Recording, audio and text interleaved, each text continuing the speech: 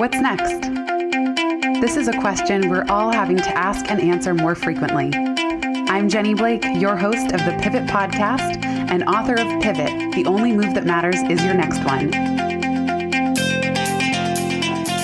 For show notes from this episode, visit pivotmethod.com/podcast. If change is the only constant, then let's get better at it. Here we go. Hello, everybody. Coming to you today with a quick listener Q&A episode, although this one will be a split. We got one keeper audio note, as I would call it, from my friend Catherine and podcast listener. We met through the podcast. And then a question from Mark Ross, who, shout out Mark, is such an awesome part of the Pivot List community. I just love your feedback and replies.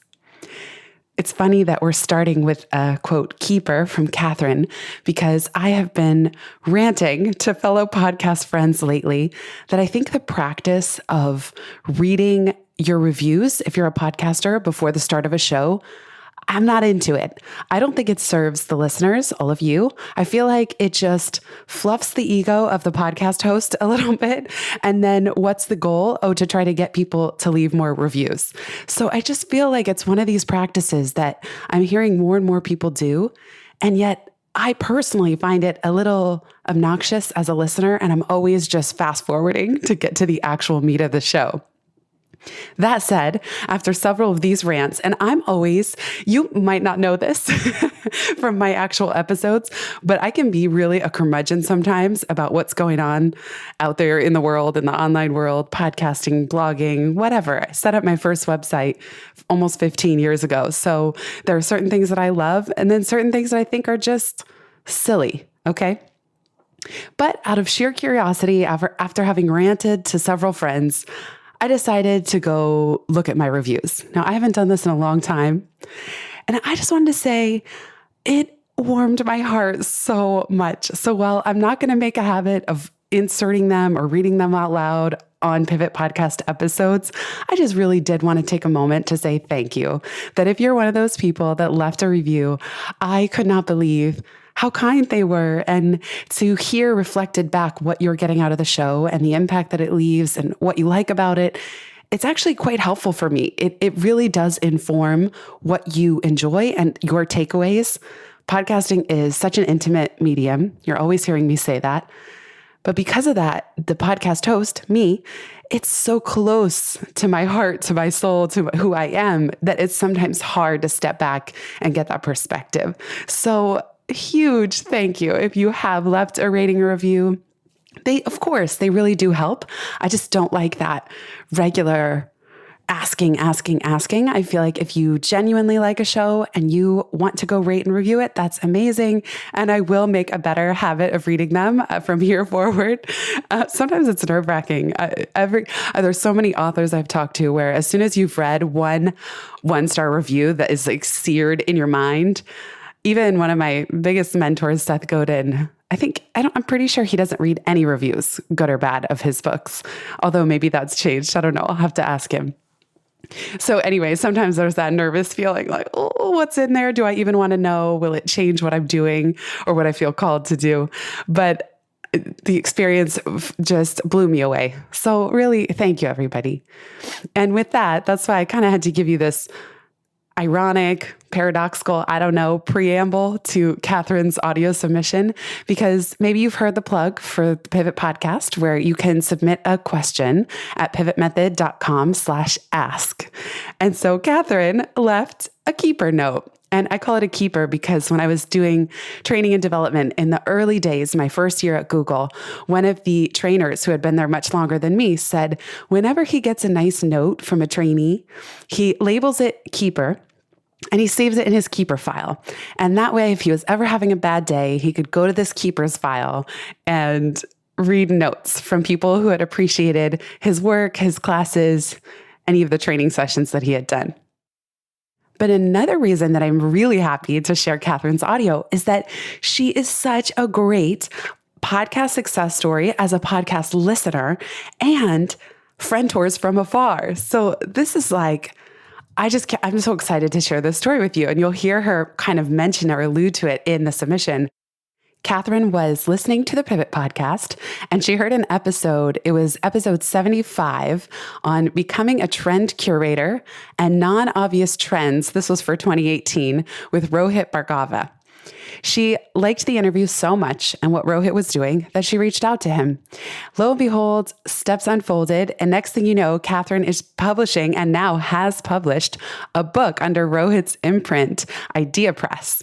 Catherine's book, and I'll put this in the show notes, is called The Non-Obvious Guide to Being More Creative. And I will tell you, I think she reached out to Rohit directly after listening to that show. She didn't ask me to make the connection. She just reached out. They formed a relationship. And next thing you know, he's publishing her first book. So let that be a lesson that you don't always, she didn't ask me. She didn't reach out, although we did have coffee one time in New York. And then she took me to her favorite little niche pencil shop in the Lower East Side. It's like one of her passions. And I got very fancy pencils with her. It was very exciting. But she didn't need to even ask me. She reached out to Rohit as a result of listening. So you might have heard me talk about friend tours, people who are peers and mentors. You don't even have to be super close with them.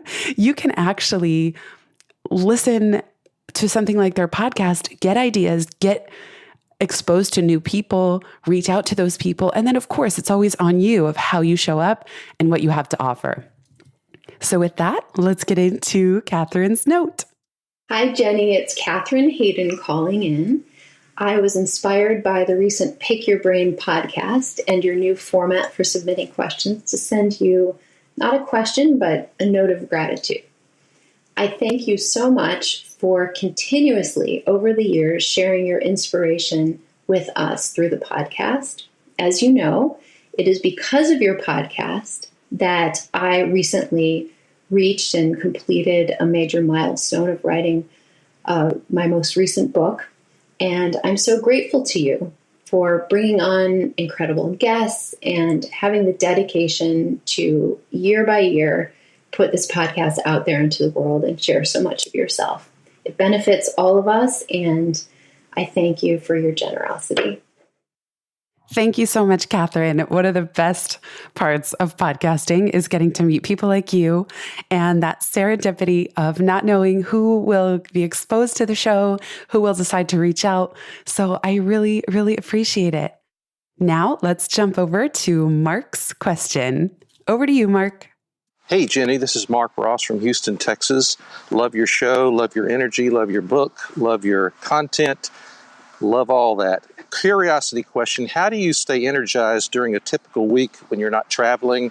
During the day, do you stand a lot? Do you move around a lot? I know that the work you do requires a lot of stationary activity sometimes. Just curious how you do it and the tips that you may have for us who want to learn more about that. Thank you so much. Mark, I love your energy and I love your generosity. Thank you for being such an amazing all-star listener of the show and for always providing feedback along the way. It really means a lot to me. This is a great question. And part of the reason I do yoga and Pilates is I do get very tight hamstrings from sitting all day. I'm sure many listeners, you included, Mark, have heard the phrase that sitting is the new smoking. And I have to say, I haven't totally cracked the nut yet. I know my friend Petra uses a standing desk. So does my brother. So do many people. I haven't done that yet for some reason. In any case, there are 4 things I find most helpful. 1, I sit on a bouncing ball as my desk chair. And I've heard great things that this helps release energy, it helps reduce stress, and of course, it does encourage proper alignment. So I found an article for us on GearFire, 10 reasons to use an exercise ball as your chair. 1, forces proper spine alignment. That's true, and it does engage my core and helps me remember to sit up straight. Causes you to frequently change positions. Fitness is at your fingertips. You could definitely walk the ball out, start doing sit-ups if you wanted to. Also, even doing not even push-ups, but getting into a push-up position where you're at a diagonal plank and holding that for 10, the count of 10, is even a very powerful core building exercise. Improve your balance. Get that six-pack you've been wanting. Improves your circulation. I didn't even know that. You'll feel more energetic. This article says burn up to 350 calories per day. I don't know about that. Really cheap, and come on, it's fun. And that's true. I got mine on Amazon for probably $25. What I like about it is that there is actually some kinetic energy that comes from not being totally static in my chair. Maybe if you sit in a rolling chair, you know that feeling of rolling or twisting from side to side. So it kind of helps me release energy throughout the day. I can just find myself bouncing on it. I remember I took a keynote speaking workshop many years ago, and the speaker said, if you get nervous before events, actually go sit on a bouncing ball if you have one anywhere in your home or nearby, and that can release a lot of the stress and adrenaline. Another strategy for me is not scheduling too many video meetings. And it's getting a little overwhelming because now more and more companies and people are wanting to meet on Zoom. And I have to say, I cringe a little bit, partly because I just don't want to get camera ready. So it means I actually have to look presentable and figure out at least a little hair and makeup, if not, nothing crazy, but I just can't look like I rolled out of bed. But more than that, I like phone calls and phone meetings because it allows me to get up and walk around and pace a little bit, go get a glass of water. So I just do not personally like feeling stuck in front of the camera where I can't move. Because the other thing about video calls and video meetings, yes, of course, it does create more intimacy, or like you can get visual cues. You can maybe connect more with the person that you're looking at. So I'm not totally opposed, but I feel I'm so stuck. I'm just stuck within that little camera window, and I can't even move too much or I'll be out of view, or the computer camera will be looking at my nose or something. So it's not my preference when scheduling unless there's a really good reason for it. Or sometimes I do a lot of client work with companies, especially if it's a conference call and that's just how they do it. I will accommodate, but I don't initiate video calls. The third strategy that I find helpful is having meetings and social visits with friends as walk and talks as much as I can.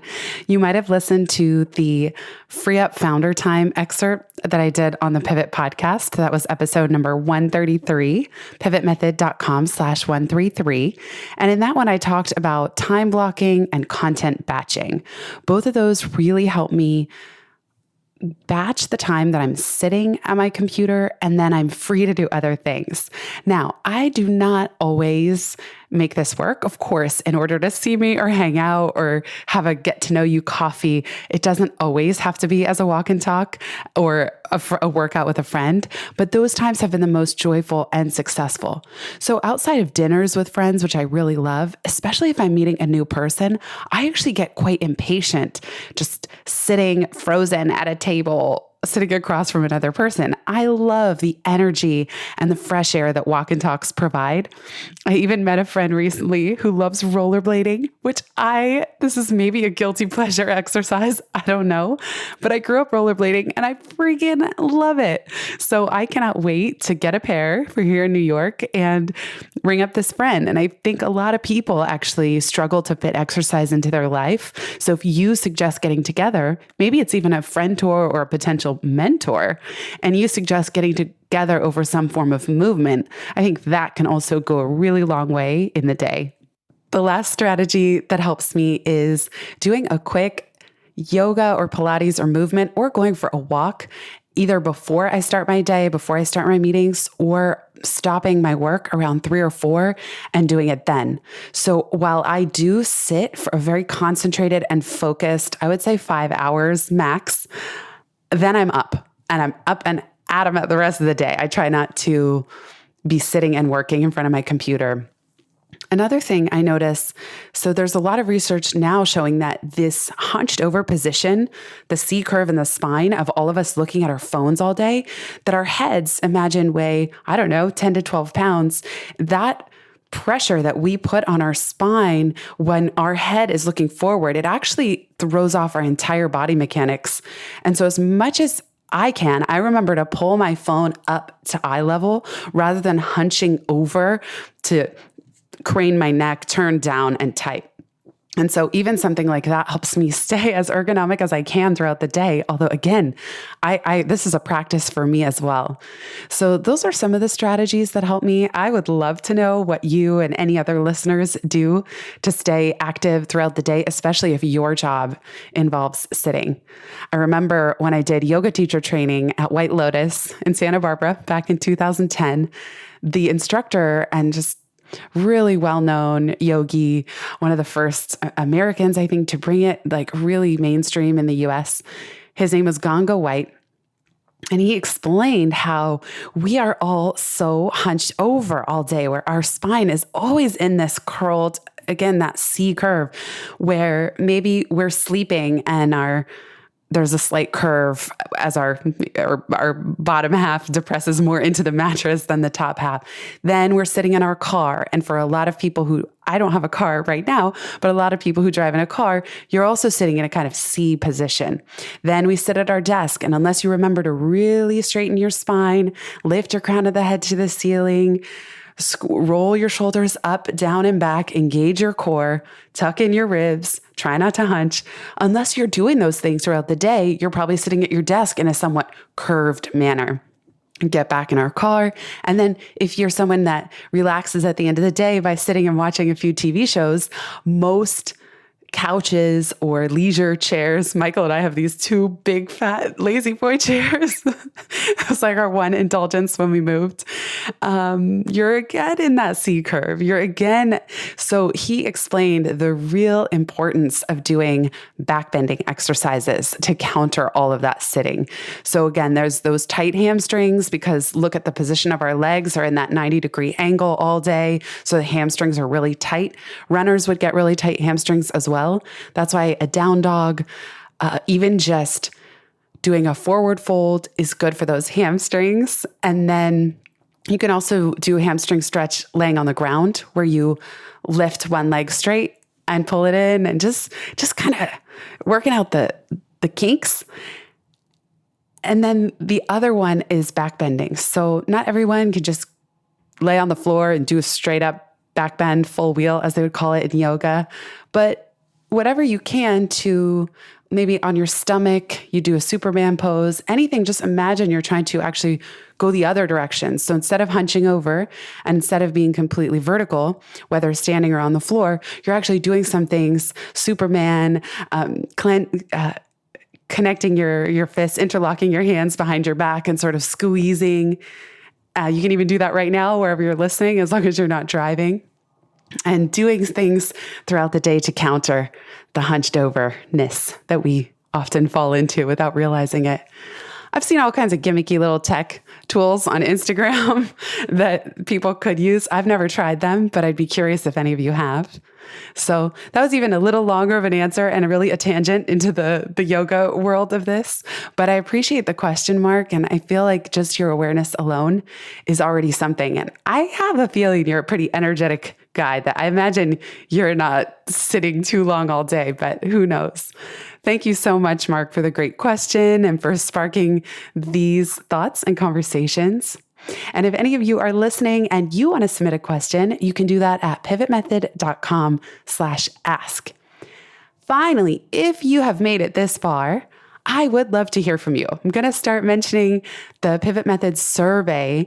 It's really short. I've condensed it a lot. So even if you've taken it before, this is the listener survey that will help me shape the content that I create for you in 2020. So you can go to pivotmethod.com/survey. And I really geeked out on this because it's a bot. I don't know why. I think chat bots are fun. So the way you take the survey is with a little chat bot on the page. And that is done through Typeform, which is one of the software services that I use. I could use Google Forms, but Typeform is very beautiful and very user-friendly. So I love the user experience that it gives. You can check it out and weigh in on what you would like to see and hear from the Pivot Podcast in 2020 by going to pivotmethod.com/survey. As always, thank you all so much for being here, for listening, for writing in with questions and feedback, and for leaving those ratings and reviews wherever you listen to podcasts. I'm not going to ask you to do it, but I'm going to say if you feel called to, it does mean so much to me. And more than anything, I want to say thank you to those who have already left reviews. That it was a really special day when I got to read those the other day. And it did pick me up. I was like, it was a moment I was feeling a little low energy, and it made a big difference. So thank you, everybody, and talk to you soon.